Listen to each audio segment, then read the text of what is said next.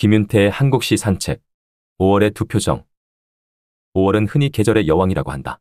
그렇게 부르는 데는 아마도 5월의 기후가 1년 중에 가장 좋기 때문이 아닐까 싶다. 사람이 살기에 가장 쾌적한 온도가 영상 18에서 섭씨 20도라는데 서울 기준으로 5월의 평균 기온이 대체로 17에서 섭씨 19도쯤 되니 그다지 틀린 말은 아닌 것 같다. 5월은 4월에 이어 역시 온갖 꽃들이 다투어 피어나 화려한 자태를 더욱 뽐내고 실록의 계절이라 부를 만큼 주변의 자연환경이 온통 초록으로 변해간다. 5월은 사람만이 아니라 대부분의 생물들이 살아가기에도 아주 적합한 철이라 할 만하다. 계절의 여왕이란 말의 유래에 대해서는 나 역시 정확히 알지 못하지만 노천명의 시에 나온다는 것을 어릴 적에 어딘가에서 본 기억이 어슴풀에 나기에 찾아보니 과연 그러하다. 그 시부터 먼저 살짝 살펴보자. 이 시는 1945년 노천명의 시집 창변에 수록된 푸른 5월이다. 청잣빛 하늘이 육모정 탑 위에 그린 듯이 곱고 연못 창포 잎에 여인네 맵시 위에 감미로운 첫여름이 흐른다. 라일락 숲에 내 젊은 꿈이 나비처럼 앉은 정오. 계절의 여왕 5월의 푸른 여신 앞에 내가 웬일로 무색하고 외롭구나. 밀물처럼 가슴속으로 몰려드는 향수들. 어찌하는 수 없어. 눈은 먼데 하늘을 본다.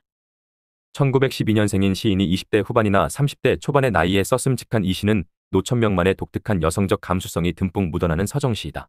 제목부터가 푸른 5월로 싱그러운 계절의 향취가 물씬 풍기는 분위기 속에서 시적 화자가 그리움이나 외로움과 같은 감정에 휩싸이고 있음을 엿볼 수 있다. 그러면서도 시의 마지막 부분에 이르면 보리밭 푸른 물결을 헤치며 종달새 모양 내 마음은 하늘 높이 솟는다. 5월의 창공이여 나의 태양이여라고 읊을 정도로 약동하는 5월의 계절적 아름다움을 찬송하고 있다. 이렇듯 5월의 아름다움은 아무리 자랑해도 부족함이 없을 것이다. 어린 시절 내 청춘의 마음속에도 5월은 늘 그렇게 향유되고 또 기억되어 왔을 것이다. 그러나 대학생이던 1980년의 5월 이후 푸르른 계절의 여왕은 내게 전혀 다른 색깔, 즉 핏빛의 아픔으로 변해버렸다. 그리고 공포와 분노와 절망으로 뒤범벅된 그때 이후 평생토록 살아남은 자의 죄의식과 같은 트라우마를 남겼다. 1979년 10월 26일 독재자 박정희 대통령의 갑작스러운 죽음 이후 혼란스러운 정세를 틈타 12월 12일 쿠데타를 성공시킨 전두환을 비롯한 신군부 세력은 1980년 봄 대학가와 노동현장을 중심으로 끓어오르고 있던 민주화의 열풍을 잠재우고자 5월 18일 0시를 기해 비상계엄을 전국으로 확대하는 등 2차 쿠데타를 시도하였다. 바로 이날 휴교령에도 불구하고 비상계엄 해제 등을 요구하며 교문 앞에서 벌인 광주 대학가의 시위를 계엄군이 과잉 진압하면서 사태는 점점 커져갔다. 그 이후의 과정을 새삼 여기에 일일이 열거할 필요가 있을까? 김남주 시인의 이 한편의 시가 그 실상을 압축적으로 그리고 있지 않은가? 5월 어느 날이었다. 1980년 5월 어느 날이었다. 광주 1980년 5월 어느 날 밤이었다. 밤 12시 나는 보았다. 경찰이 전투경찰로 교체되는 것을. 밤 12시 나는 보았다.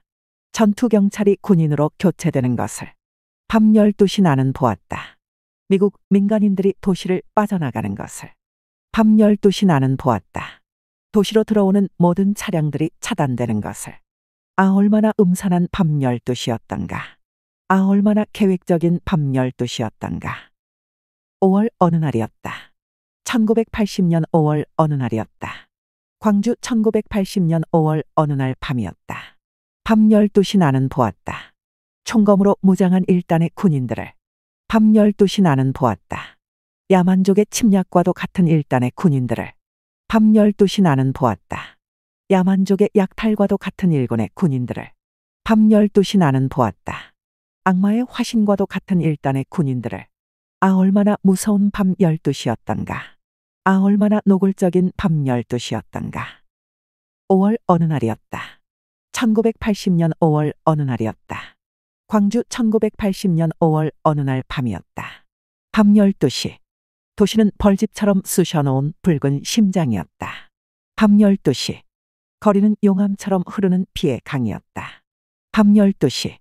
바람은 살해된 처녀의 피 묻은 머리카락을 날리고. 밤 12시. 밤은 총알처럼 튀어나온 아이의 눈동자를 파먹고.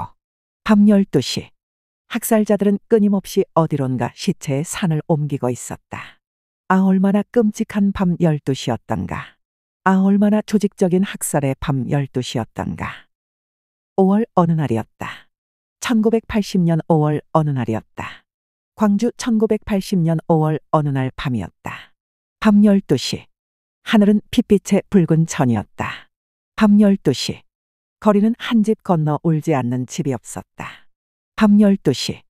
무등산은 그 옷자락을 말아올려 얼굴을 가려버렸고 밤 12시 영산강은 그 호흡을 멈추고 숨을 걷어버렸다. 게르니카의 학살도 이렇게는 처참하지 않았으리. 악마의 음모도 이렇게는 치밀하지 못했으리. 이 시의 내용이 완벽하게 사실에 부합하는 것은 물론 아니다. 시적 화자가 이연과 오연에서 보았다고 몇 번을 강조하지만 실은 당시 시인은 1979년 10월의 난민전 사건으로 이미 투옥되어 있었기 때문에 그 처참한 광경을 실제로 볼 수 없었다. 그런데 마침 광주교도소에 수감 중이어서 아마 항쟁의 과정에 대해서는 충분히 전해 들었을 것으로 짐작이 된다. 문학에서 리얼리티란 현실을 있는 그대로 모사하는 것이 아님은 말할 나위도 없다.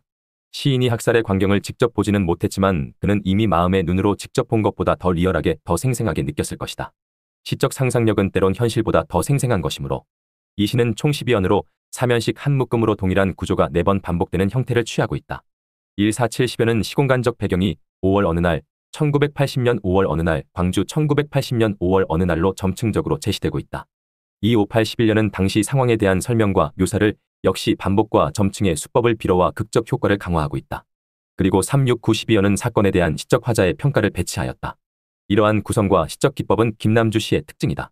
또한 그 평가에 해당하는 어휘들을 보면 음산한, 계획적, 무서운, 노골적, 끔찍한, 조직적 학살, 처참한 학살, 치밀한 악마의 음모라고 쓰고 있다. 당시의 사태가 신군부 세력의 철저한 계획에 의한 학살이었음을 시인은 선명하게 단정짓고 있다. 시에서는 시간적 배경을 1980년 5월 어느 날이라고 했을 뿐 날짜를 특정하지는 않았다. 우리는 이 학살 사건을 5.18이라고 대표명사화해서 부르지만 사실 이 사건의 시간은 시위가 발발한 5월 18일부터 항쟁지도부가 전남도청을 사수하며 최후까지 저항하다가 진압당한 5월 27일까지의 열흘간이다. 나는 이 사건에서 가장 비장하고 숭고한 순간이 5월 27일 새벽 도청에서 마지막 항쟁으로 시민군들이 죽어가던 때가 아닐까, 그쪽으로 심정적 지지를 보낸다. 이와 관련하여 이 대규모 학살 사건에 대한 명칭 문제에 대해 생각해본다. 오늘날 광주 시민들을 향해 신군 부세력이 가한 바로 이 사건은 5.18 민주화운동이라는 명칭으로 공식화되어 있다.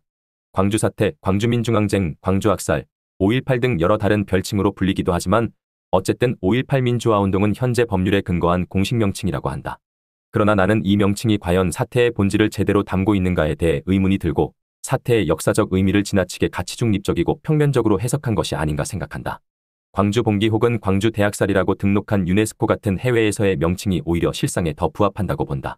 허나 대학살이라고 하면 피해의 측면이 더 부각되는 것 같아 좀 더 부당한 권력에 맞선 주체들의 능동성과 적극성을 감안하여 광주민중항쟁이라고 부르고 싶다. 왜냐하면 정명이야말로 사태의 본질을 온전하게 드러내는 것이기 때문이다. 더 칼럼니스트